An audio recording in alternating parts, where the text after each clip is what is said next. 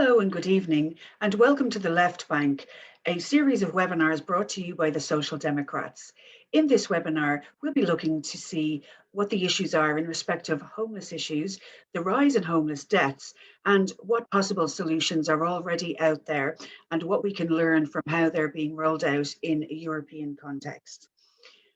I'd like to welcome you all to the first webinar in a series of 6, where we're hoping to give you a snapshot of the ideals and policies of the Social Democrats, so you can learn a bit more from us, and that we, the Social Democrats, can learn more from the experts in the field and those who are working on the critical issues in our communities. I'd like to introduce you first to Louisa Santoro, who works in the Mendicity in Dublin, doing fantastic work over the generations for our communities. We'll be followed then by Neylon, who is well known for writing about homeless issues, particularly in a Dublin context. So I'd like to welcome you, Louisa, this evening to us. Thanks so much for giving up your time on a May Day. May Day traditionally celebrates those who are in the working classes, celebrates the rights of individuals who are more vulnerable in our communities. So I'd like to welcome you along to our webinar. We're really excited to hear from you, and I look forward to hearing what you might have to say. Nuala, thanks a million. Thanks for having me. I suppose during these COVID times, bank holidays don't mean what they used to be anymore. So we will certainly, I'm happy to be here. So I'm going to try and give you, under a couple of headings, a little bit of a flavour of what we do and some of the challenges that we face, including a little bit about our COVID response over the last year. So Mendicity is the oldest working charity in Dublin, established in 1818. And obviously has worked through, famine, the 1916 Rising, the Spanish flu, world wars. So when it came to last year, we really had to keep going. And that was a sort of a heavy legacy to face into on the 13th of March last year. So what we decided to do was, it never occurred to us to scale back our services, and actually perhaps we were some service that sort of ran into the burning building, so to speak. So we actually added on hours and we added on days. And for most of the year we were open, and we're still open 7 days, but we were open 12 hours a day from 8 till 8. Our priority group within that would be people that are sleeping outside, so people that are sleeping rough, and people that are in a private emergency accommodation where they have no access to support. So they're not engaged with other services, and this gives them a real challenge, and there are very little places for them to get advice. We remained the only sit-in service during the year. Many of our colleagues moved towards a takeaway model, but we had decided early on that food is a major issue, but also for somewhere people can come inside, they can use the bathroom, they can charge their phone. We put in a shower and we put in a laundry room, and we harvested donations of clothes from male friends and neighbours, because we are mostly, it's only 1 in 16 actually that uses our service that is female. So we needed to provide people with those sort of basic necessities. And I think it's only after those are provided that you can have a reasonable conversation with somebody about where are the next steps. So what we really felt acutely in the early weeks was that there were very few services available for people to sit in. Takeaways were not a problem. What we also saw over the course of the year is a huge rise in services that are on-street services. So we now, within, say, the Homeless Network is made up of 20 charitable NGOs, and actually there are further 35 street services that are working, doing outreach, that are providing food, that are based in locations throughout the city centre. So it has become quite disparate, and to try and have a cohesive conversation with services where in the main we all have exactly the same aim, but we don't have a fantastic line of communication between each other. So one of the things that we noticed really acutely was that with our group, 45% of the people that use the services that we have no recourse to public funds. So they have no social welfare entitlement, they have no income. And without that income, the lockdowns were very, very difficult, because while they had no means of making even €10, €15, so they became entirely dependent on us to provide clothes, food, and any of those basic necessities. A huge number of them were also sleeping out as well. So 74%, when we asked in the end of the summer last year, had slept outside as well as accessed emergency accommodation. So there was a mix. So clearly there is a massive lack of stability in those placements and accommodation for people. We had over 20% of them had slept outside continuously and continued to do so. So it meant that the service that we provided was the only stability that they were really seeing, because they were then sleeping outside at night and had resisted going into congregate settings, which, you know, in the middle of a pandemic, it was difficult to try and entice them to do so when they would be sharing a room with 3 to 5 others throughout. We also carried out a short survey about people's entitlements to social housing, which was one of the starkest findings over the last year, that between October and February, we asked 105 individuals that were using our service in relation to progressing their housing application to a local authority. Now, out of that 105, less than 10% are eligible for social housing in a local authority area. Without eligibility for social housing, they are also locked out of supports, for example, a housing assistance payment, because that all comes from your social housing application.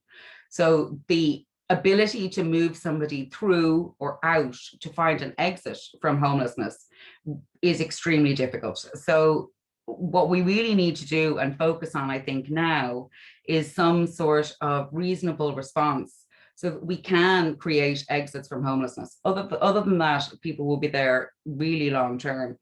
55% of those that use our service are homeless more than 2 years. And 2 years is an extremely long time to be dependent on emergency accommodation.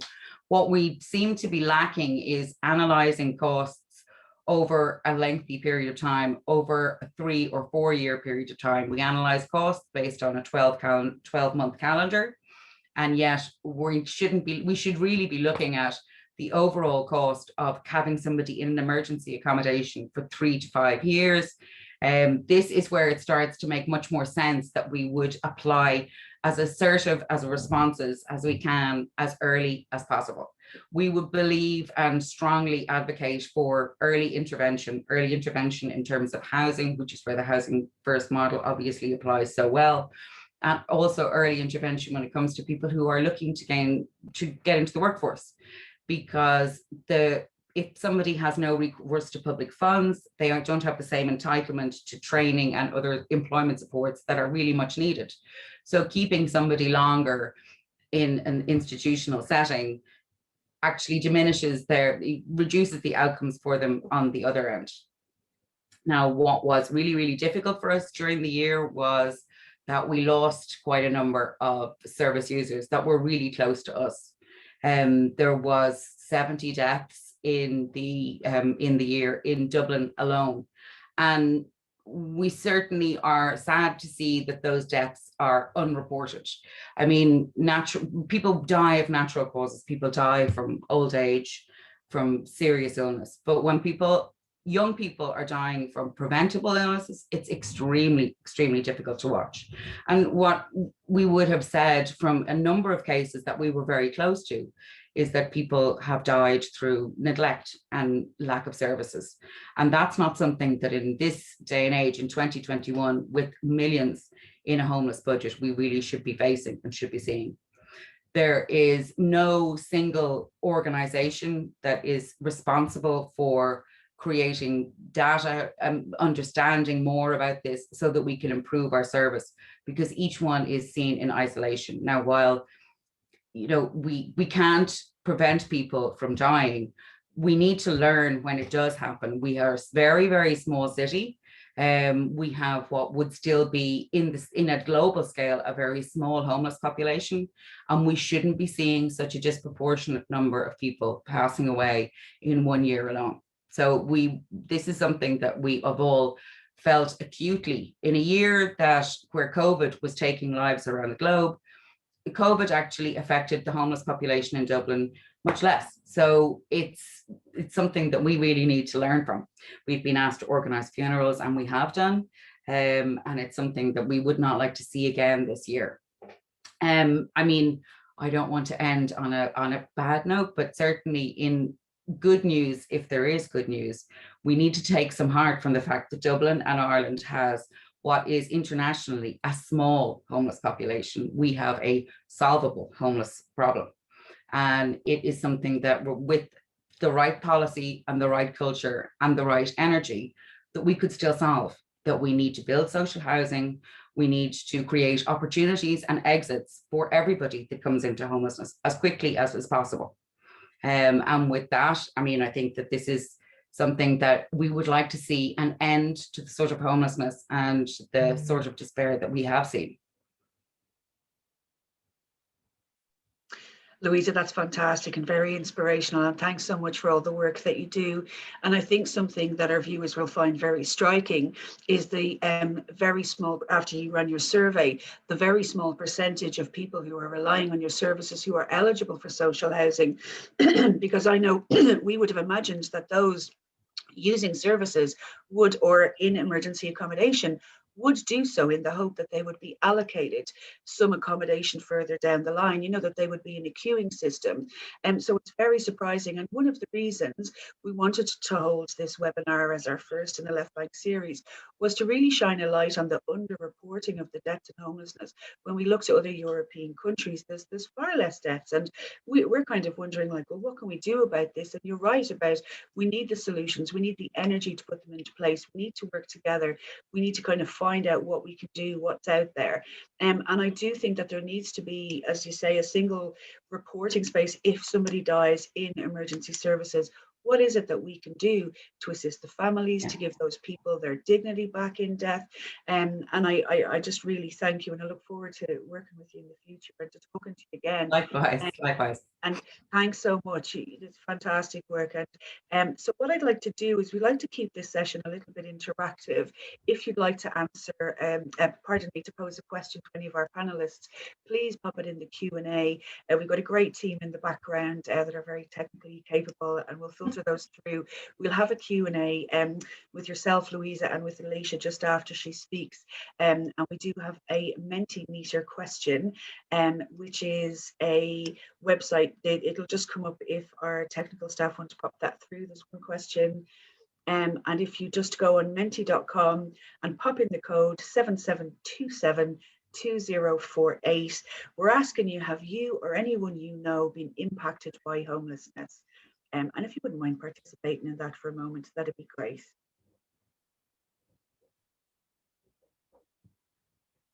I think if we can take anything, Nuala, from sort of this evening and from the various speakers, is that we need to focus on exits from homelessness. We need to really keep our eye on the prize. That, you know, not to manage an enormous industry around social housing, around investment, around private providers. We really need to keep our eye that when somebody becomes homeless, and even before they become homeless, we need to focus and keep all of our energy on creating a meaningful exit. So that. And it does come as a surprise to me that people are languishing for 3 to 5 years with no solution down the road in sight for them. That seems to me like a human waste, you know, like a waste of potential, a waste of their own time, and we could be focusing. A waste of talent. I mean, we have a thriving social enterprise in Mendicity, which is all made up of all people who had formerly slept out and had been long-term homeless. And they're some of the most talented and resilient people that I have ever met. So it's the opportunity is there. Fantastic, fantastic. Okay, so what we'll do is a few of you have responded to that, and yeah, more than 50% of people have been impacted, or people know people who have been impacted by homelessness. What we'll do is we'll check in with the team at the end of the webinar to see if those answers, and if anybody else would like to answer that. So now, thank you so much, Louisa. Now I'd like to welcome Alicia Neylon, who has been working tirelessly in reporting these issues for some time. Hi, Alicia, it's great to see you. Thanks so much for joining our webinar this evening. Hi, Nuala, thanks for having me. No problem at all. So yeah, we're really excited to hear what I know you've like direct experience of working in the front line, and I know that you've kind of like worked with people impacted, and I've gathered their direct testimony, and we look forward to hearing what you might have to say to us this evening. Great, thanks. If you just bear with me 1 second, because I have a bit of a presentation here and hopefully I'm going to easily be able to share it with you guys. Great. Just bear with me 1 second. Can you see that okay? Yes. Yes, is it coming Yes. up? Yeah. Yes, see that Great. now. Okay, cool. So I'm just going to talk a little bit about the privatisation of homeless services in the Dublin region. So my research is just focused on Dublin, but if anybody has any more information about other parts of the country, I'd love to hear about it, because I'm not sure what's going on outside of Dublin. But within a Dublin context, we've seen a massive growth in substandard homeless accommodation that doesn't meet any of the standards laid down for the sector. And that basically means, like Louisa has touched on there's no care being provided for people in these hostels. I'm talking in particular about hostels for singles or individuals, which could be shared rooms of up to 7 people in a room, but no trained staff on site to manage anything that arises within that. So just to give a brief rundown, I'm sure some people will be familiar with this, but just supported temporary accommodation is hostels which are normally run by homeless charities. The staff are trained. They're normally supervised by experienced managers, and they would aim to meet the national quality standards, which is quite a developed standards document. Working in a homeless hostel is skilled work, even if it's not well paid. It is highly skilled, and like things you'd be dealing with on a daily basis are people with physical health problems, serious mental illnesses like schizophrenia, bipolar disorder, things like that, and people may feel that they want to take their own lives because of their homelessness, or also because of other trauma in their lives. Alcohol withdrawal is very dangerous, the DTs, and obviously we'd have a lot of drinkers in homeless services. That can be very dangerous if they go into alcohol withdrawal, and staff will be trained to understand that is a medical emergency, and then there could be conflict, bullying, and issues like that as well in hostels. So I suppose just to touch on it, I'm not going to talk a lot about the deaths, but I think that a harm reduction and suicide intervention training would save lives within the hostel system if staff have that training. So the private emergency accommodation then is very different. Those are hostels run by private companies. They don't have supports, they don't carry out risk assessments, they don't comply with standards, and they don't have all the training that I was just talking about. So homeless people do complain about NGO hostels, and they complain about private hostels a lot as well, but the nature of the complaints is very different. So some of the complaints that we're getting are allegations of bullying by staff in private hostels. Now, homeless people would complain about bullying in hostels, but I've never had a homeless person complain to me about bullying by staff in an NGO run hostel. We've had a few of these, say between myself and Louisa and Inner City Helping Homeless. This is something that we're hearing from different homeless people now, is allegations of bullying by staff in hostels. A client of Louisa's actually was turned away because he had a head injury, and the private hostel said he was too high risk. So that man then actually slept rough that night with the head injury. We've had people raising concerns about being told that they're not allowed to speak to other people. And social workers as well now are getting concerned that they can't contact hostels because there is no phone number provided for the hostel online. Another thing that's kind of strange is people think that some of the private hostels have security guards on, but they're not actually registered security personnel, because registered security personnel would be Garda vetted, and these are not. These are not registered security staff. They're staff of the hostels, and in some cases they're not Garda vetted. Dublin Fire Brigade is bringing enforcement proceedings on 14 hostels for breach of fire safety. And I think quite shockingly, some people have reported that, they've woken up to find somebody dead in their room, and that they weren't offered any support after that, because there is no support in these hostels. So I suppose that gives you flavour of kind of what the concerns are and maybe how they are a bit different from the type of complaints you would get about NGO-run hostels. This is just a brief overview of what's happening with homelessness in the Dublin region in general. So you can see there the total adults in emergency accommodation is the yellow line. This is adults, single homeless adults, and then the red line is families, adults in families, okay? Now, obviously there's more children as well who are homeless, but this is just to give you an overview of what's been happening since January 2016 when they started to collate these figures. And the individual adults there is growing and growing. There was a dip in the families in 2020.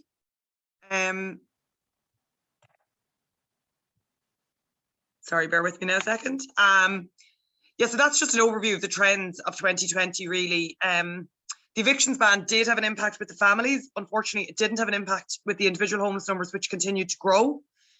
We're awaiting more research into the deaths at the moment. There is a Dr. Austin O'Carroll is doing a report on that at the moment. But yeah, we can see that there is a much higher death rate in homeless people in Dublin than there is in some other, like Manchester has a similar size homeless population. I think it was Mick Call that pointed this out, and they had 20 deaths, and you know, we had 79, and there is a similar number of homeless people in both cities. So we definitely need to get to the bottom of what is causing that.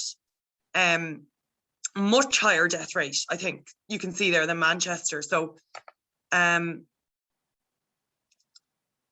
this is going on then to look at the difference between supported accommodation and private providers.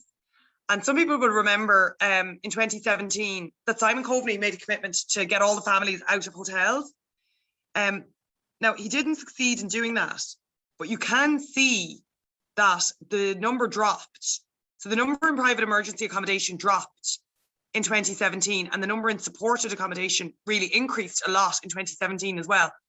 So most of these people in private emergency accommodation would have been families throughout 2016 and 2017. So that was the shift from hotels into hubs there that reduced the private emergency accommodation and increased the supported accommodation. But what I'm interested in is what happened in January 2018 when there was no increase in supported temporary accommodation since January 2018. And you can just see the yellow line, it's flatlined there. And right through 2018, 2019, there's no additional beds opened in supported temporary accommodation. And then it drops in 2020. So it looks like in January 2018 that for some reason, the new contracts for homeless provision started to be awarded to the private companies. No new supported beds were opened. There may have been some hostels open, but they would have been replacing other beds that were closing in the system. I suppose when the figures started first in, sorry, I've skipped on there. When the figures started first in January 2016, I would imagine that most of these people in private were families. There may have been a few hundred single homeless people. Maybe by January 2017, 2018, there would have been a few hundred single homeless people in these shared dorms run by private companies. But I had never heard about it at the time. And it seems to have really started out as a big phenomenon from around this time, January 2018, late 2017, January 2018, around then. By January 2019, there were 880 single homeless people in private emergency accommodation. So that was around a third. And then by January 2020, that had increased to around 1,500, which it currently is. So about half of all single homeless people are now in private hostels. And as you can see there, the majority of overall single adults, or all adults, sorry, are also in the private hostels. So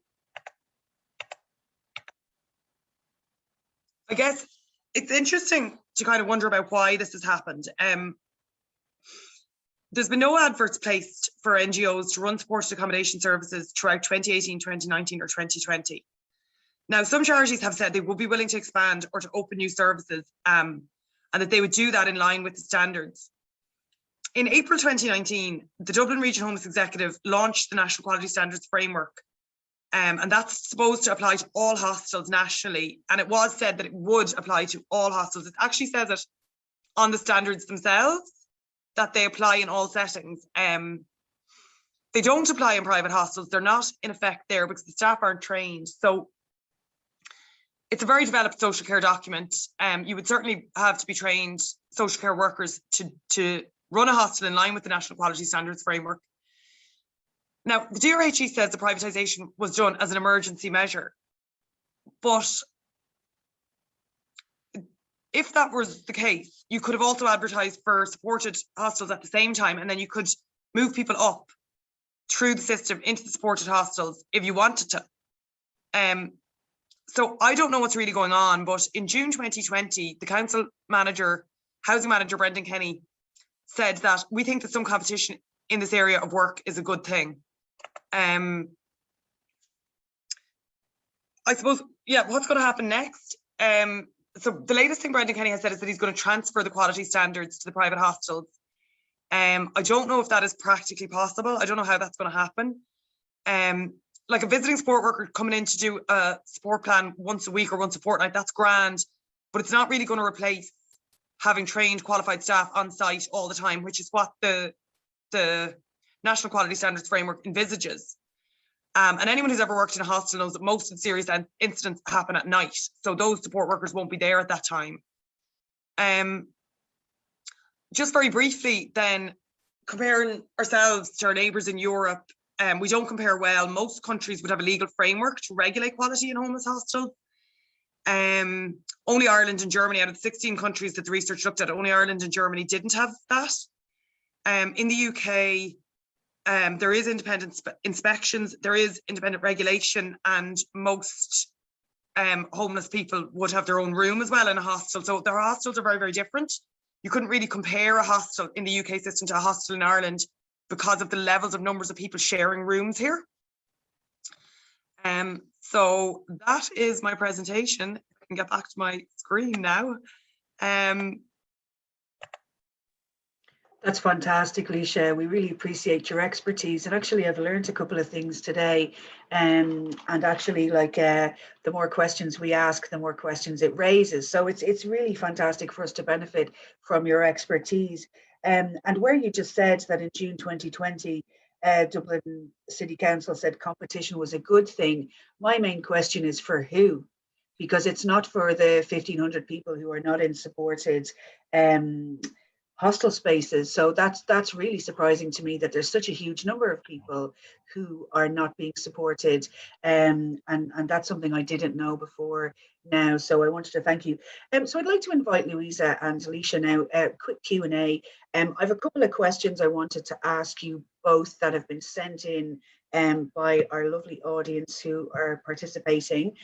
And one lady, Jenny Hughes, has just asked, does the death rate, which is incredibly high compared to other countries, count people who are facilitated in hotels or B&Bs, as the government don't seem to recognise them as being homeless anymore?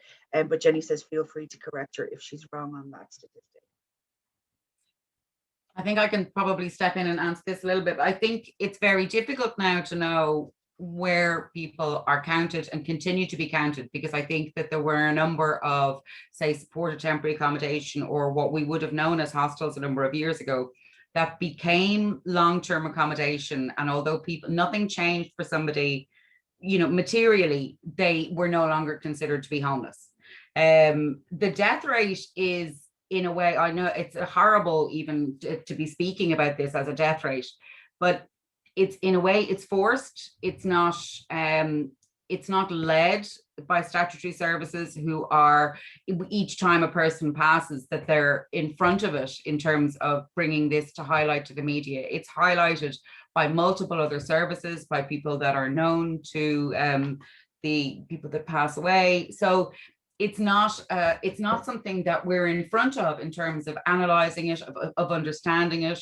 of celebrating people's lives and people's passings. So it's difficult to tell. I think it is there, you know, in a way their hand is being slightly forced when it comes to actually reporting deaths. They're reported because we live in a community that, you know, where sharing this sort of news, it has become easier. And it does depend on, I understand that people in B&Bs and hotels would still be considered to be homeless, but there are other types of accommodation. I know what she means. I know what the question, that who no longer are counted as being homeless, even though nothing has changed. That's a numbers game. Sure. Thanks a million. And then Aidan, who has sent in a question, and it was one thing that struck me when you mentioned security staff just having their own training and not really being vetted. That surprised me. So Aidan's question is, are hotel staff routinely Garda vetted and trained social care workers across the board, or is it service dependent? And the second part is trauma-informed practice training, the ACEs, employed in these services? And would you have a comment about that? No. That's shocking, isn't it? That's absolutely scandalous. I think on everything. I think trauma-informed care, which is, you know, absolutely fascinates me, is completely absent when it comes to the private emergency providers. The private emergency providers are now more than 55% of the overall accommodation offering within the homeless population. And there is no requirement there for people to be Garda vetted. Now, Garda vetting, you know, do we say how, you know, Garda vetting is not a comprehensive and inclusive way of establishing somebody's suitability for a job, but it's a minimal entry level, as far as I'm concerned, that why we wouldn't be seeking to Garda vet people who are dealing with the most vulnerable people in our society is always amazing. I can say we're all Garda vetted in Mendicity, so. Okay, great. Just to come in on that as well, the council manager has said that it is up to the private operators who they employ in whatever way they want. There is no requirement for any type of training or vetting or anything. It is just up to them who they employ, and that is all. Wow. That's amazing. And because we expect, just as members of the general public, for our most vulnerable to be looked after, you know, so it is interesting for us to find this out.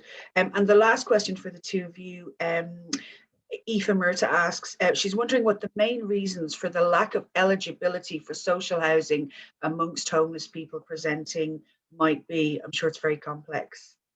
It's actually, I mean, I can speak to that a little bit. It's not that complex. It's insofar as the local authorities require you to have a local connection in order for you to be eligible for social housing in their local area. And establishing a local connection comes under a couple of headings, and it is a high bar. So you need to be continuously resident in that local authority area for 5 or more years. You need to be working in that area.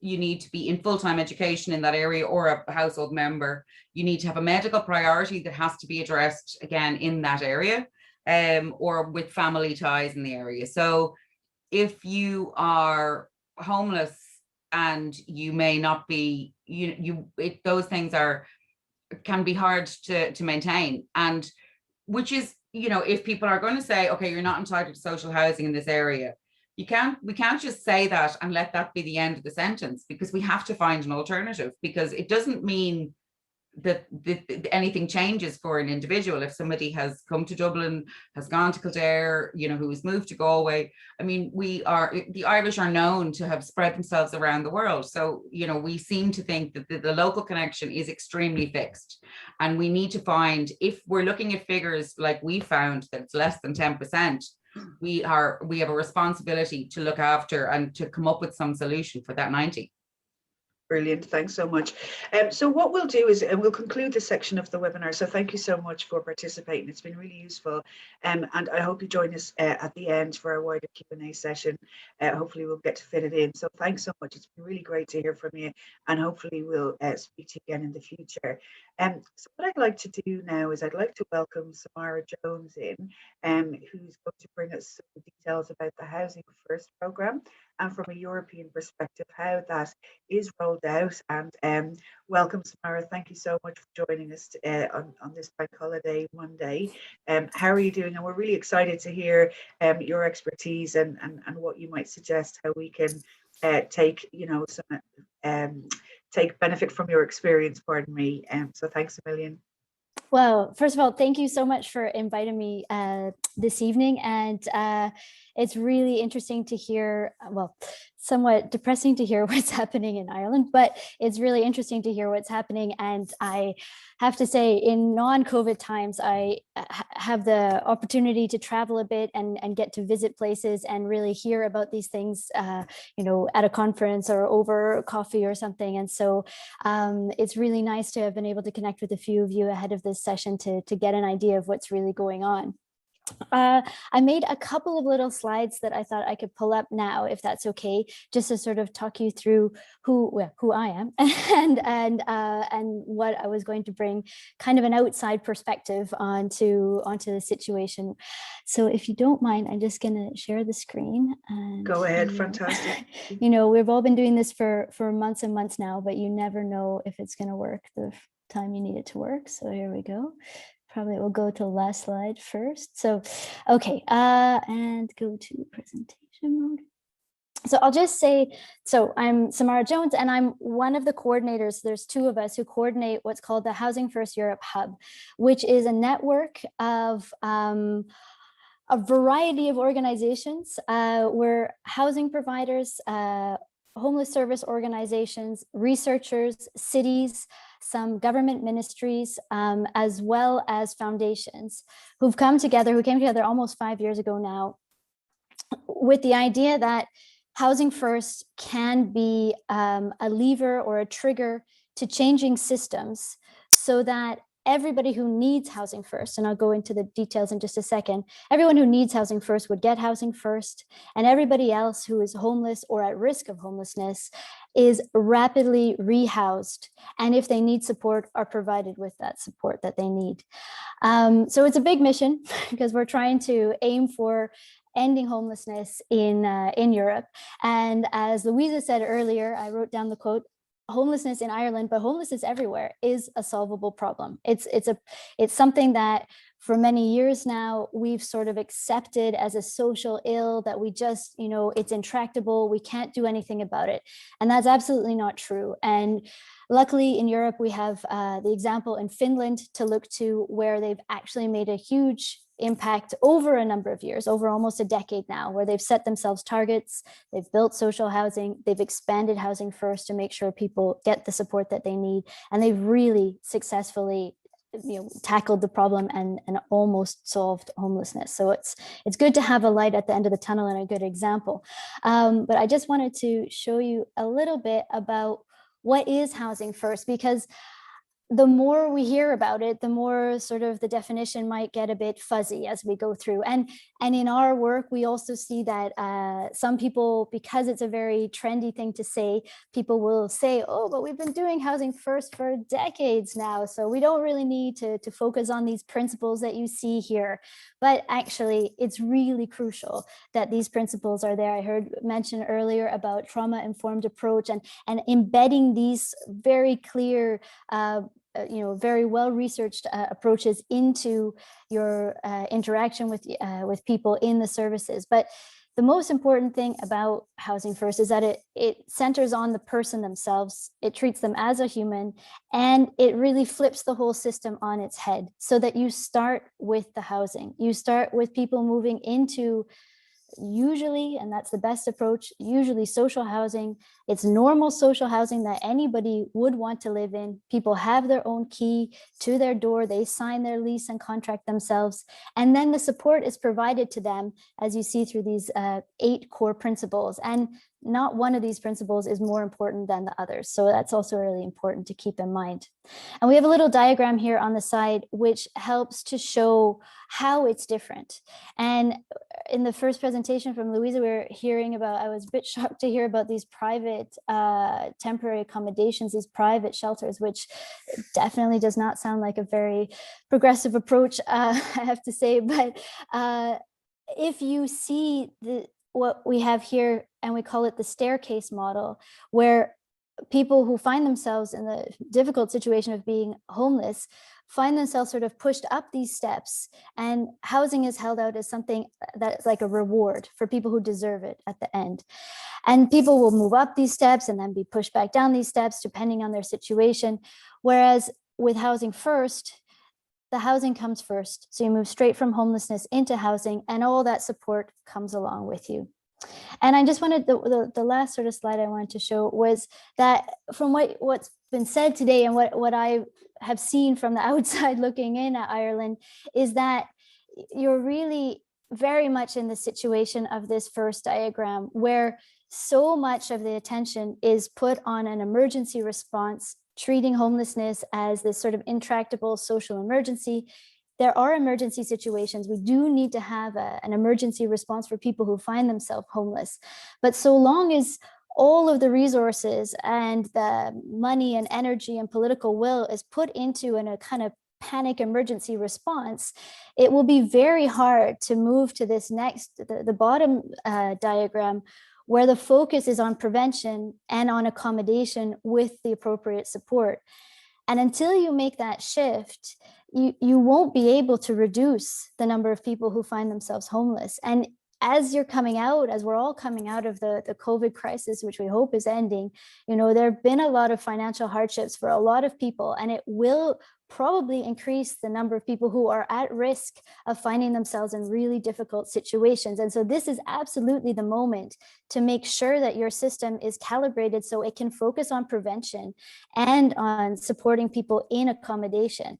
And so this is where terminology from Scotland might be really helpful here, because they have developed a very comprehensive national strategy in Scotland, not in Westminster, but in Scotland, where they have worked very closely with the local authorities, with the housing providers, with the social and health sector to develop a workable strategy to move away from focus on emergency response to something that focuses on housing first for people who need it, and very rapid rehousing for people who need rehousing, but without necessarily the same level or intensity of support. So I'll just move. I have one more little slide. I'm not sure of the time, but I have a few more things to say, but you can cut me off at any time that I've gone beyond my time. That being said, speaking to Irish people, I feel like I can take a bit more time because you guys always talk very quickly and very eloquently. So I hope you will also listen. But I just wanted to say that I think you really have all the ingredients for dealing with this situation and moving away from this focus on emergency and moving to prevention and supporting people in accommodation. But there are some problems in your way. There are some hurdles that you will have to overcome. One of the things that I find astounding looking into Ireland from the outside is the way organizations delivering Housing First or other services have to compete with each other to win contracts, to provide a service that is in essence a collaborative service. If you want to deliver Housing First effectively and you want to really change the way things happen, you cannot have organizations in competition with each other. You need to have them all working together. So that's really important. The other big issue I see from the outside, and I might be a bit controversial here, and I don't live there, so feel free to take this with a grain of salt if you wish, but Housing First can't help to drive change. It can't help to sort of shift systems the way we really believe that it can, if you're also opening up so many shelter spaces and more shelter spaces, and only keeping Housing First as a sort of small discrete program, rather than seeing it as a philosophy, as a way to kind of humanize the approach that you have to housing and homelessness. I mean, not you, but the system in general. And I think it's really important that I've been doing this work for a while, and I used to work on housing rights, and I've worked on homelessness for a long time, and also on youth homelessness. And I know that you guys had a huge housing bubble that had disastrous effects, much of that was driven by the private market. And you also see now that the private market, like many parties in your political system, are looking to the private market as a solution to this problem, when in fact they're probably helping to create a lot of the economic inequality, the overpricing of housing, and the fact that you're just making it impossible for people to become homeowners. That focus on home ownership is something that might need to change in an Irish context, which has been, I know, sort of for many European countries, the sort of de facto everyone aspires to becoming a homeowner. I think we're in a world now where that's becoming more difficult. So things need to be in place to mitigate that, to keep prices down, but also to make sure that there's enough social housing available for people who need housing first, but also just for the people who need social housing.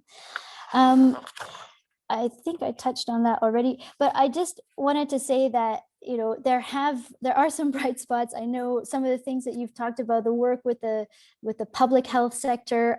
We've also had some discussions with is it Dr. Austin O'Connor? I want to say O'Connor, but it's O'Carroll. I always get it wrong.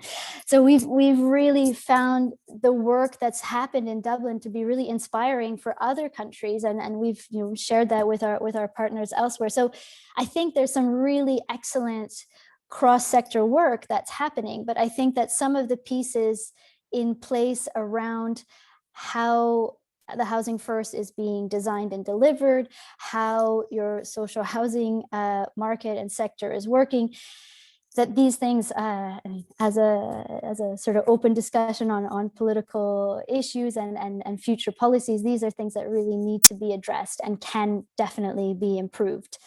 So maybe just to conclude, that you have the ingredients to stem the flow and to really make an effort and impact on reducing and ending homelessness, but funds and political will and cooperation will need to be directed at moving away from this focus on emergency provision to ending homelessness, creating that support in accommodation for people who need it, and that focus on prevention, so you can make sure that people don't become homeless in the first place.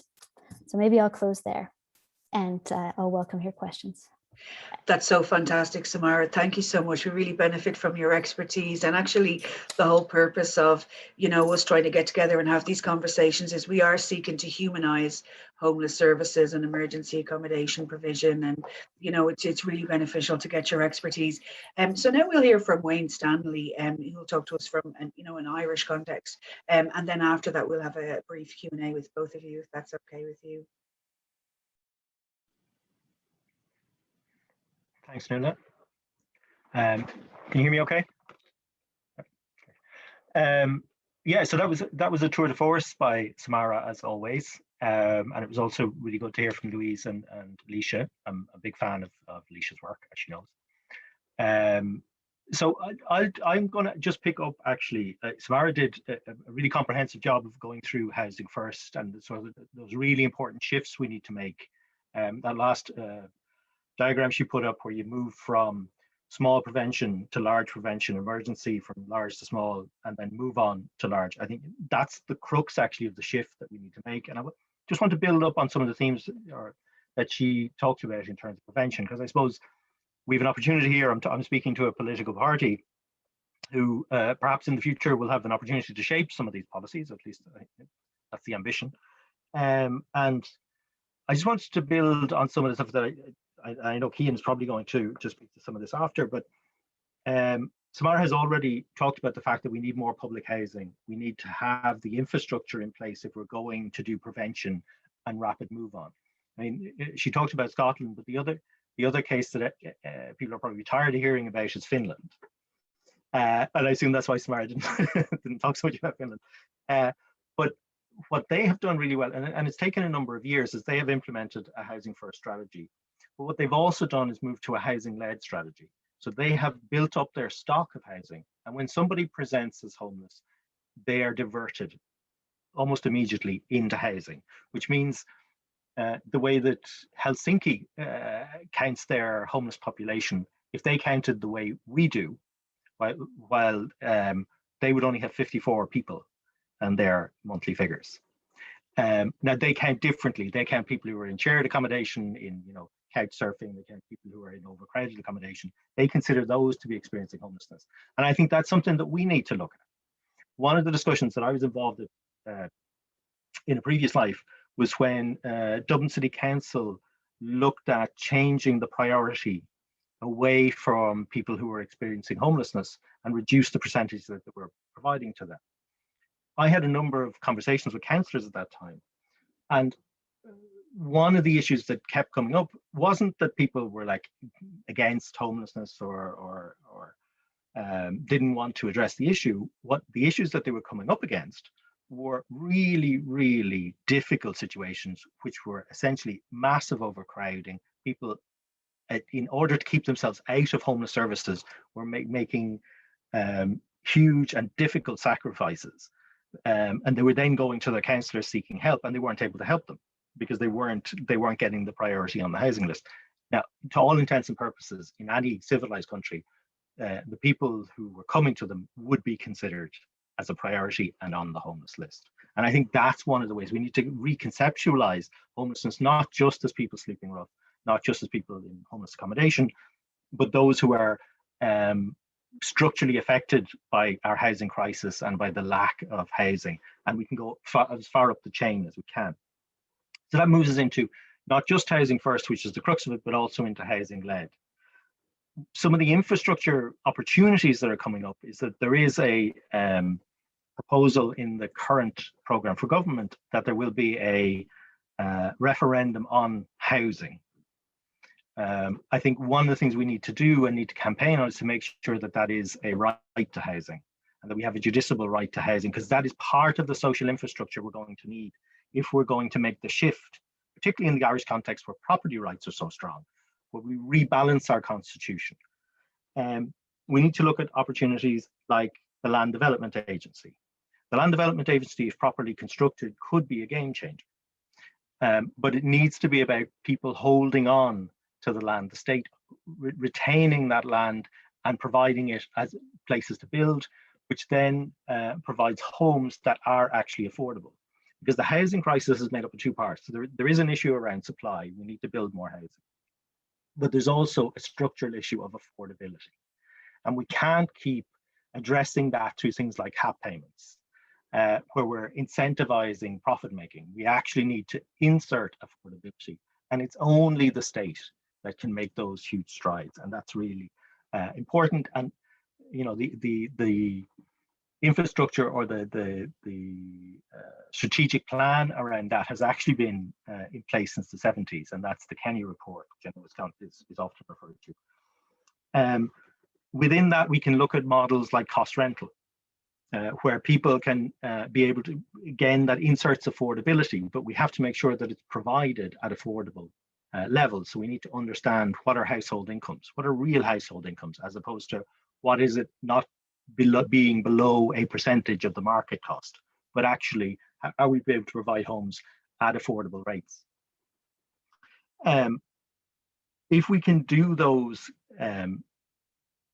if we can build up that infrastructure, what we can then do is build up that prevention part of that is so important to ensuring that the housing first and housing led solutions can be implemented, but also are successful, because we need to stem the flow of people coming into homelessness if we're going to address it in a really structural way.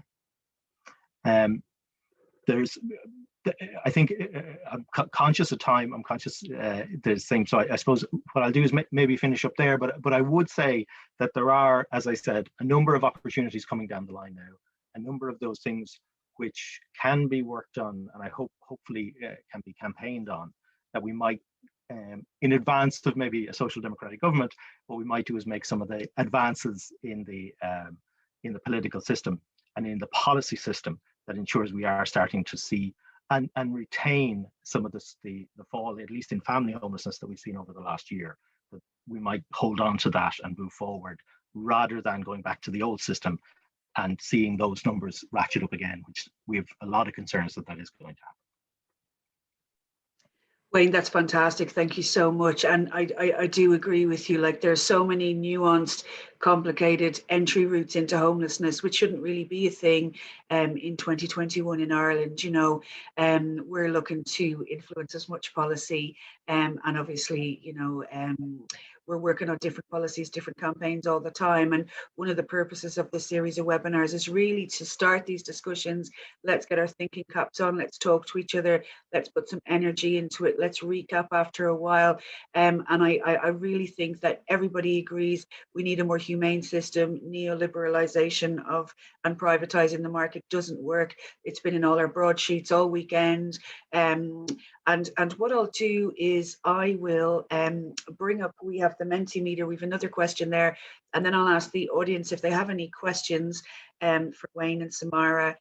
The Mentimeter is a new toy that we have that if you just go into menti.com and if you put in your question, in your opinion, what's the most significant contributing factor to the housing and homelessness crisis in Ireland? So a couple of people have answered there already.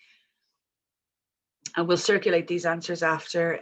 So people are saying unaffordable, the availability of rentals, and we've seen loads of families go into homelessness just because they can't find rentals. It's not really that there's any other, you know, I think Louisa would have said to me the other day, everybody has complex needs, but people just need to have access to rentals, you know, when they need them. So if anybody wants to send in a Q&A then for us to, hold on a quick second, to ask Wayne or Samara, then while we're looking at that, I think these Mentimeters are a good way. Bear with me a quick second. Sorry about that. The Mentimeter is a good way just to get a quick snapshot of how people are thinking. What I would like to pose to Samara and Wayne, while I just wait for a question to come through. I think because you've both got such experience working across governments across Europe and seeing it, you know, Wayne, yourself in an Irish context. Quite a long question. I hope you don't mind. It's from David McCarthy. I was saying, what, and we'll put away the Mentimeter thing in a minute. What potential do members of the panel see for cross-party cooperation to achieve structural changes to address homelessness? So basically it's preventing hoarding property, making more accommodation available, adopting the Dutch model of putting responsibilities. It's a big long question about bringing back vacant dwellings into use, which was a bit of focus on. But the other part of the question is preventing wealth investment institutions, which is what I referred to, has been a big story all over the weekend, preventing wealth investment institutions from bulk buying dwellings in a move that excludes private individuals and families from buying them as a place to live by making local authorities legally responsible for debts that are caused, at least in part, by absence of appropriate accommodation and by making it a constitutional right to a home. Very long question. Even if you wanted to address some part of that, thank you so much, David. We really appreciate it. But I think those are the questions on everybody's mind this weekend. Housing crisis is such a huge issue. It's impacting everybody. And it's definitely going to be, it was the biggest election issue in 2020. It's going to dominate the by-election that's proposed for November. So if anybody wanted to propose a cross-party kind of cooperation or anything structural that we could do to put in place, if I welcome your thoughts. Yes, Samara, go ahead. But maybe I'll just pick up on Wayne's hint that I can say a bit more about Finland. Sometimes when I speak, people are like, oh, I've heard so much about Finland. I couldn't, please don't talk about Finland. And so this is, I'm very happy to talk about Finland because actually it answers this question quite well. In Finland, they started their program to really make this fundamental change, but they started quite slowly and they were very steady and progressive about their approach.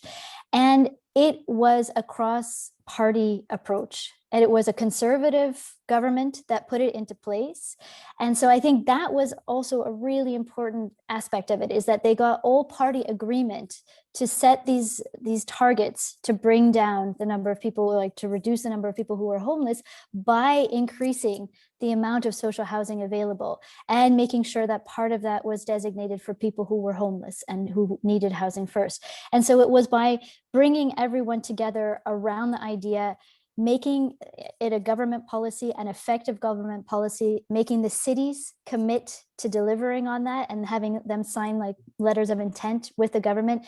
These are all really, it's almost step by step how you could try to adapt that for an Irish context. I mean, it would probably mean you'd have to cut through some of the difficulties that are always involved with talking across parties, but I think it's very possible. And I can say it from the outside because I don't know all of the infighting, but I think it's something where it's such a crisis in Ireland right now. It affects so many people, as you say. It might be the issue on which you could ask people to put aside their political differences to an extent that you could actually start to work towards a solution on this one. Thank you so much. That's excellent, Samara. Wayne? I think there's a couple of things I'd pick up on. I do think that there's definitely potential on cross-party in wanting to address homelessness. I think where it gets stickier is when you actually dig down into the policies, like some of them I mentioned, like Land Development Agency. Everyone says land development is a good idea, but putting in something that's really going to impact the market in a social way and sort of address the financialization of housing, then that's when you butt up against the ideologies and the outlook, I think, even of parties. There are a couple of things I'd say in terms of that question. There's a number of aspects there where I think, and they've answered their own question at the end. I do think a right to housing as a balancing right in our constitution would be very important for allowing the Oireachtas to have the power to address some of those issues there around investment coming in and buying up at large rates. The other area, which we haven't talked about, but again, it feeds back into the cross-party thing, is the countries that do really well in the areas of housing also have really strong local authorities. And one of the issues we have here is that the power when it comes to housing, although it's a competency of local authorities, is really held within central government. And I think if we had more autonomy within our local authorities, and you might have to look about, building for scale, and there's a number of, it's a bigger conversation. But I think if we were to look at that as a way of bringing it much closer to the voter, much closer to home, and giving your local authorities more autonomy and more control, more power about how they would manage their own housing stock and how they would build up their own housing stock, and how it's funded to ensure that it's of benefit to them, I think that could be a game changer as well. And something that should be considered. I totally agree with you, Wayne. I know as a county councillor, one of the biggest issues we have is the policy coming down from central government, and it's kind of leaving county councillors out in the cold, and we're seeking to find out about things that have already happened or already been decided, and it's a source of great frustration. So thanks a million to you both. It's been really fantastic. What I'd like to do now is I'd like to introduce Cian O'Callaghan TD. He's our housing spokesperson for the Social Democrats. Thank you so much, Cian, for giving up your time on a bank holiday Monday. So I really welcome what you might have to contribute to the webinar, and then we'll just do an all panel Q&A if anybody wants to send through any questions of the Q&A section. Welcome, Cian. Thanks a million for joining us this evening. Thanks, Nuala, and thanks very much to the other speakers. It's been great to have your contribution. And I just want to, I suppose I'll start, I think, on the whole question that we were just discussing there about, what's the space for cross-party cooperation or agreement on this. And certainly I think Wayne's right. When it comes to, homelessness, there is actually there's a lot of goodwill. There is a lot of people that want to cooperate. If you look at the Oireachtas Housing Committee, we have a consensus in terms of a report we've just done in terms of homelessness. There would have been a lot of agreement on a lot of the issues, and that's different on other housing issues which are highly contested. The difficulty is when it gets to discussing about other things like the Land Development Agency or like social housing delivery and how that impacts onto homelessness. And I suppose to take up that point, we're in the middle of a big row really now about contested space about where the Land Development Agency is going to go. So the current government proposals, and bearing in mind that this is public land that traditionally would have been used for 100% social housing in more recent years, would have been mixed tenure, and certainly the idea is that you might mix it with cost rental and affordable purchase. But the plans in the legislation for the Land Development Agency is that only 10% of this public land would be used for social housing. and then 50% for a mixture of cost rental and affordable purchase, and then 40% for full market prices. But we've had a lot of discussion recently on what the government means by affordable, and it's very clear that they don't agree with the idea that affordable would be linked to your income. It's quite clear that affordable is going to be defined as a percentage discount off the full market rate, which is some help, but isn't really affordability at all. And it means there's going to be a whole section of people who maybe wouldn't qualify for social housing, but won't be able to afford this market discounted housing. So that's going to create a set of problems. And then we have the comments last week from the Minister on cost rental saying, he wants to have a role for private profit in the cost rental delivery and all the rest, which kind of means that it's not really cost rental if you're putting, the private developers into it, and that pushes that up as well. And so, there's all of those things that are heavily contested. Yet this weekend, a lot of discussion, especially because the 170 homes in Maynooth being sold off to an international investment fund, and we're seeing more and more of that now. It was that was dominating apartments, but we're seeing that now in terms of houses as well. Want to touch on the area, just to pick up from what Laoise was talking about in terms of the National Quality Standards framework for private providers and NGO providers of homeless, emergency accommodation for homeless people. And just to give a bit of context on what's the difference, I suppose first you'd say I've been raising this Minister for Housing over the last number of months.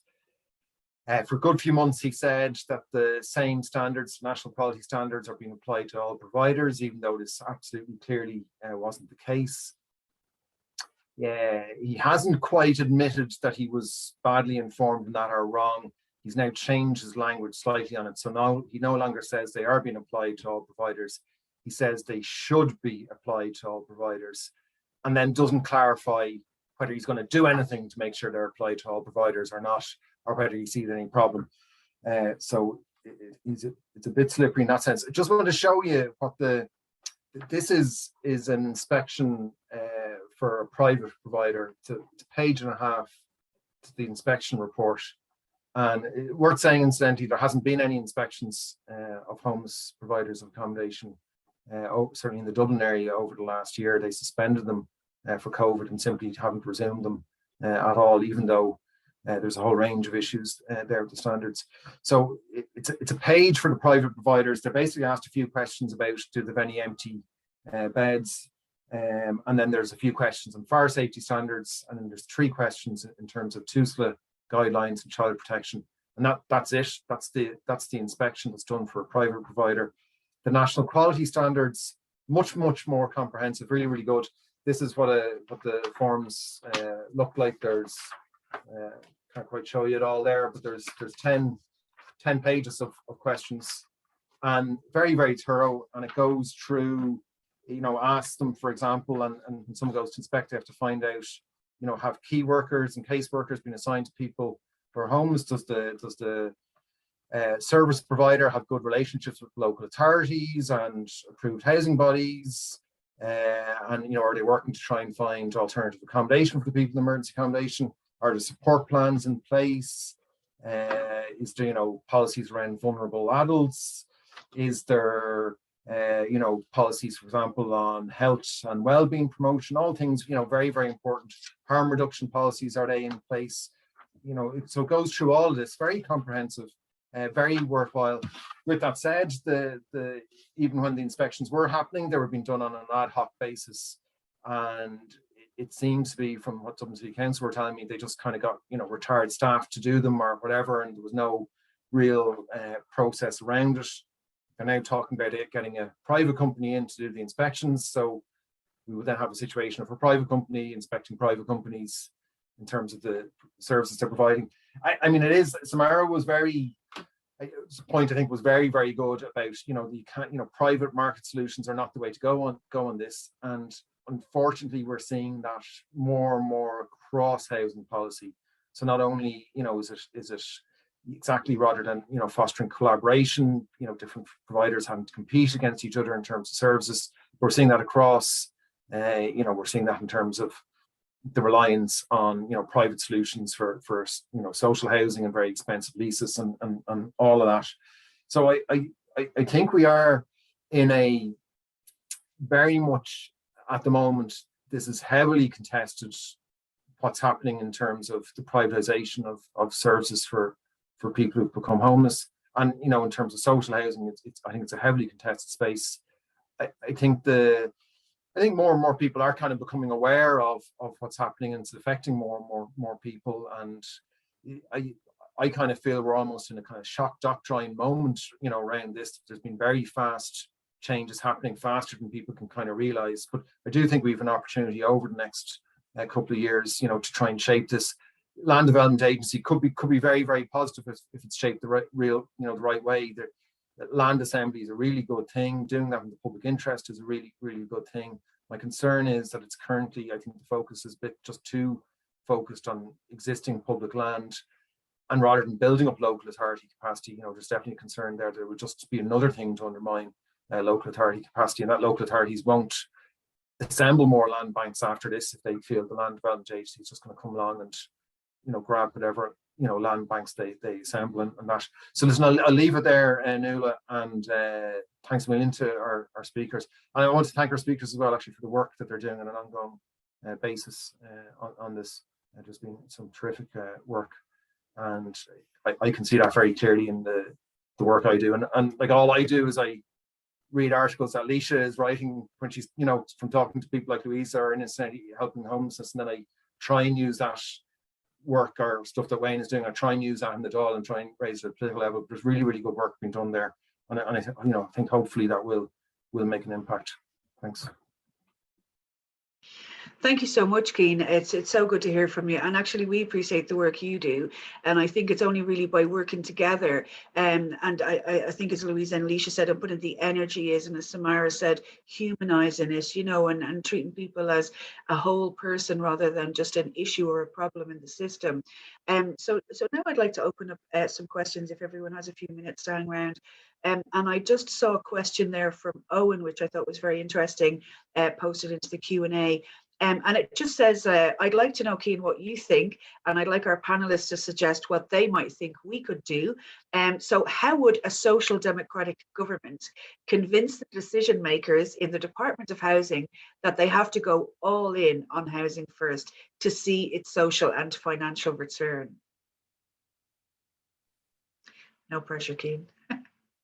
Yeah, I don't know that I have the full answer on that one. I think a really, really important thing is what Wayne mentioned. I think there is going to be a referendum on housing that's probably going to come up in the next year or so.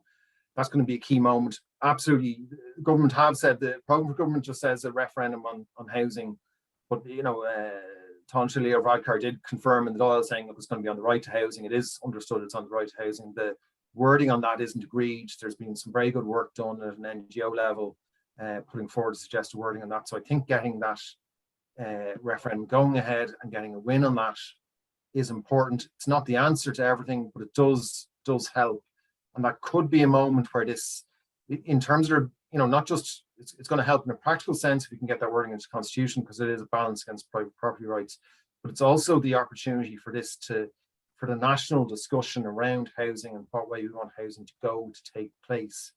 And if there, you know, can be a majority or you know, or something of a consensus built amongst people in Ireland on that, it potentially is a moment then to reset our direction on housing. So I think that's what we should all be looking to win that referendum, but actually more than that, win a discussion about the direction for housing in the country.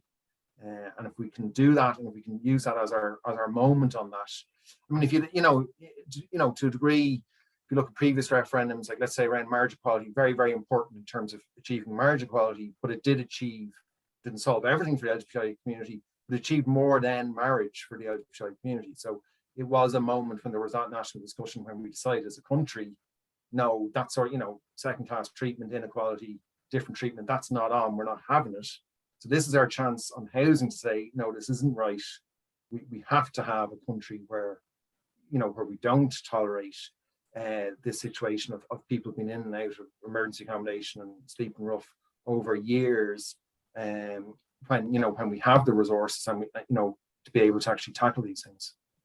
And I just going to pipe in there, and I actually think that's so important, because actually societal change comes from movements following on from a position of crisis.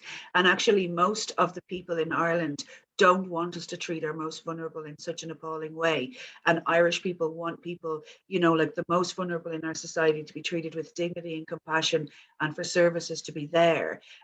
So I sorry, I just wanted to say that. So Louisa, you've got your hands up there if you'd like to contribute. Yeah, I mean, I think part of this in terms of bringing about meaningful change is got to be like a lot of the work that Laoise does, which is bringing this to the public eye. I think we need to challenge the narrative. I mean, we're 54 weeks in Mendicity into lockdown, like everybody else, but you know, that public sort of perception that homeless people are all cooling their heels in hotels, relaxing, is, you know, maybe in some other world there are homeless people doing exactly that, but I mean, certainly the people that we see, we have 160 regular service users, and the conditions for them are pretty deplorable. And I think to challenge the, you know, hundreds of millions are going into this as an industry now, and we're losing focus on what's happening with individuals that need the services the most. Thanks a million. I think you're dead right. And you know, like, I mean, there are resources being thrown at the problem, but the problem's getting worse.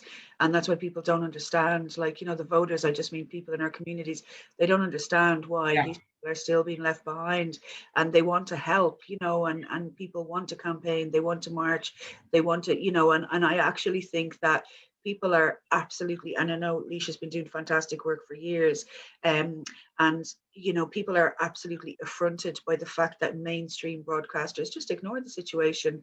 And actually there was a local situation that I only found out about recently, and there's just complete radio silence in some cases when people pass away. And in my opinion, it takes away that person's dignity when people don't talk about. It's like a secret, like, you know, we're 100 years on from the formation of the state, and we don't want to really go back to the times where we buried everything was a secret.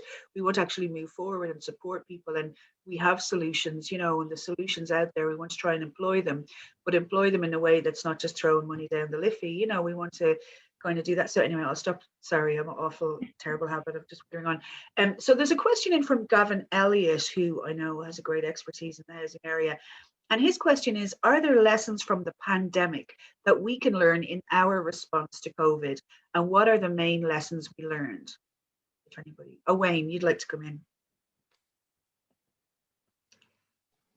Yeah, I saw that question from Gavin. We've conducted some research, and there's ongoing research into trying to capture some of the positives from what changed. I think actually what we learned, and this has been the case internationally, is that there was a shift in service provision, in the way that local authorities and HSE and NGOs were able to work together and move to very client-centered approaches. That it's not happened universally, and I take on Louisa's points on board, but it did happen in a lot of instances.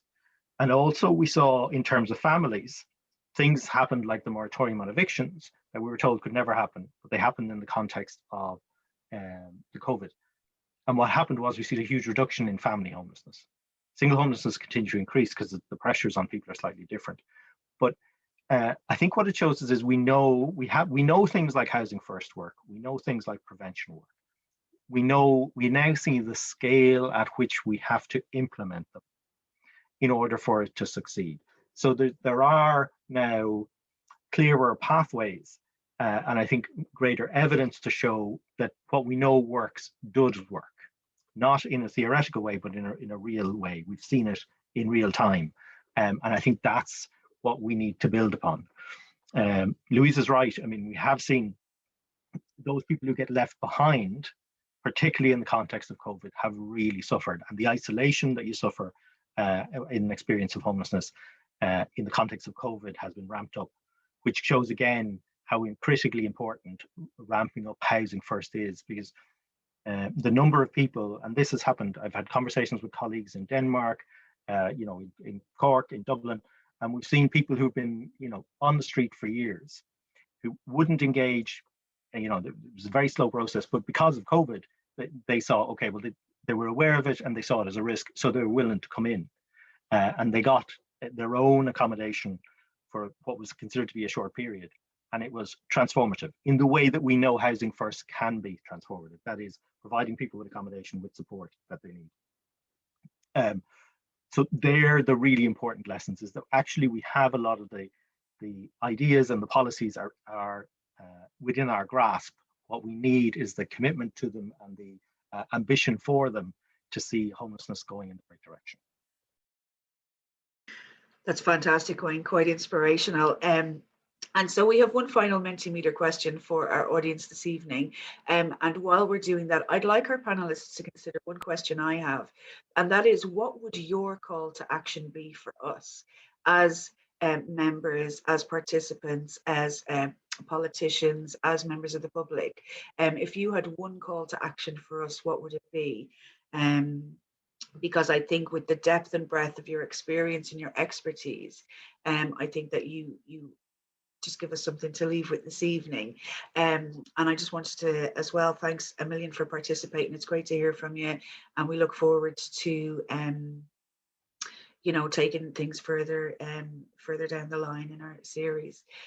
So basically, a couple of people are angry. The question on Mentimeter, pardon me, is, how does the government's response to homelessness make you feel? And there's a couple of angry people out there. I know it takes a little while for these Mentimeter answers to upload, so everybody's angry. So what we might do is we might circulate them to the participant list as well a little bit later on.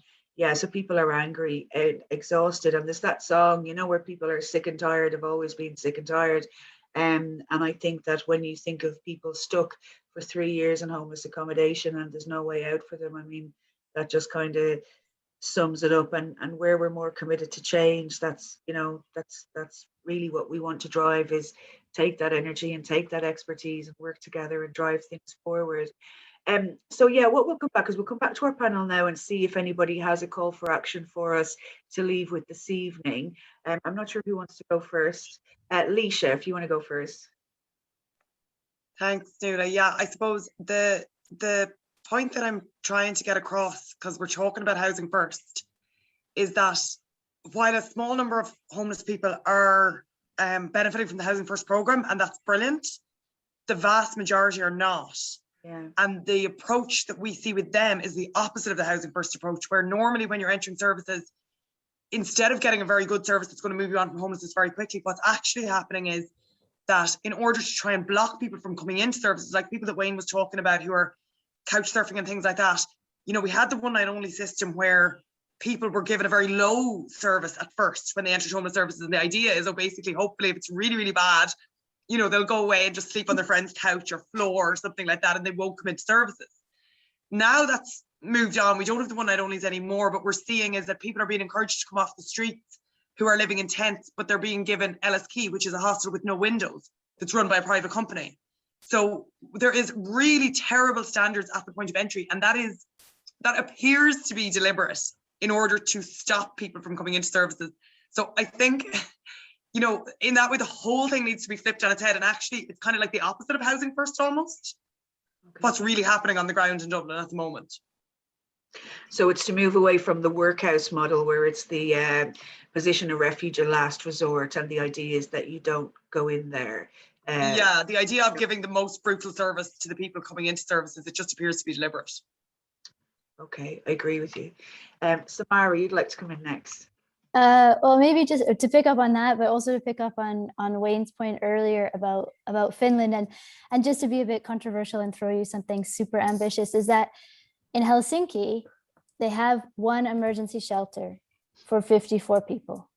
And because they reduced the amount of emergency beds, they were forced, like Wayne said, to find housing solutions for people. So you have to maybe take that big dramatic step and say, look, we're going to cut back on all of these, especially these private shelters, which again, I'd never heard of, and I'm really quite shocked about. And until you do that, you won't be able to make an impact. And as the CEO of the Y Foundation in Finland says often, is that, yes, we have 54 emergency spaces in Helsinki. If we had 2,000, they would be full too. So the more you have, the more you will fill. So the more emergency beds and horrible shelter spaces you make, they will fill up until you make that switch and put the energy, the effort, and the money into creating social, affordable, normal housing for people. With the right to housing, of course.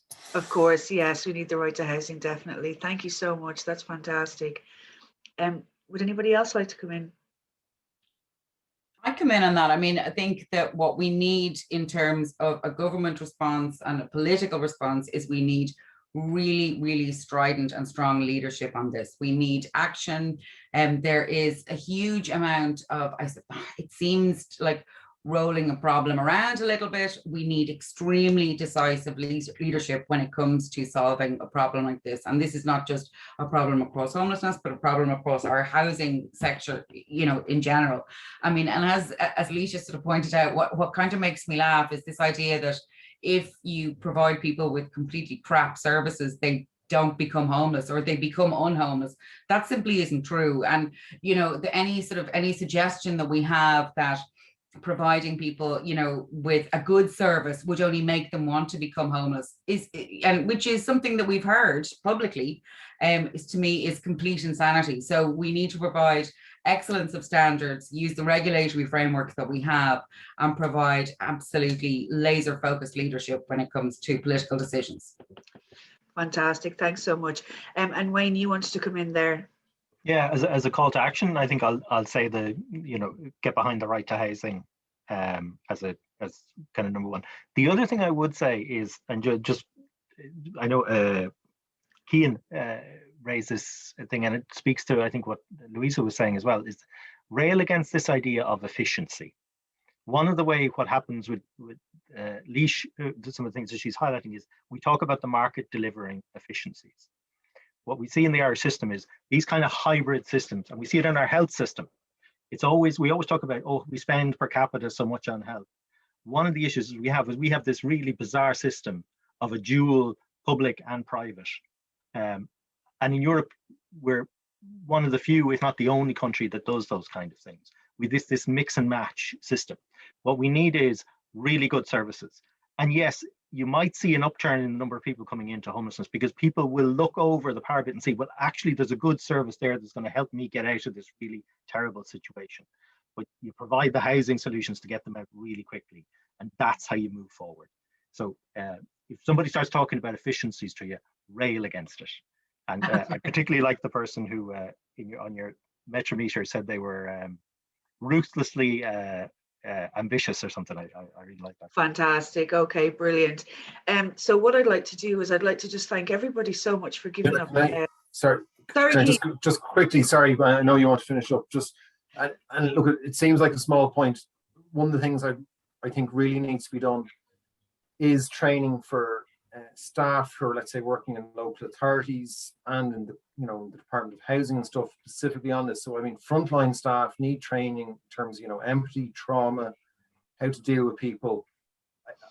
We see a whole range of situations where clearly the staff have not been trained, and it leads to dehumanizing behavior, and it leads to burnout on the staff's side and everything else. But at a policy level as well, there's a huge amount of knowledge around this in Ireland. But that knowledge around what needs to be done, it is in the NGOs, it's in other organizations, it is not in the official organizations that are making decisions on this. And I mean, that is abundantly clear. There was a seminar last year where a senior person working in homeless services was asked, what sort of youth homelessness strategy would you have? And they turned around and said, well, we wouldn't have any youth homelessness strategy, we would treat everyone the same, which, in terms of being incredibly far from a person-centered approach and the idea that you need to meet people where they are and have appropriate supports. So while training isn't the answer as such, I think if we actually just did that, it would actually start to have big effects, because the knowledge on this is not, we have it in the country, we don't have it with the policymakers, unfortunately. That's an incredibly important point to end on, Cian. Thank you so much. And I think the only thing you can give people who are in a crisis is you can give them back their dignity by treating them with empathy. And it's not a lot to ask. And if people don't know how to do that, then they need to be trained, you know. So I think that's a very important point for us to leave on. And a youth homeless strategy is very important as well. So I just wanted to thank all of our panelists. It's been amazing to hear all of your expertise and all of your wisdom and all your insight. We'd like to thank you for participating in the very first Left Bank series of webinars. We'll send you details of upcoming events. We look forward to working with you in the future, and we just wanted to wish you a very happy May Bank Holiday weekend. And thank you so much for sharing your time with us this evening. Thank you all. Thank you. Have a great evening. Thank you so much. Thank you. Thanks. Goodbye. Bye. Thanks a million. And our next one is Thanks, everybody. anti-corruption. Golden Circle.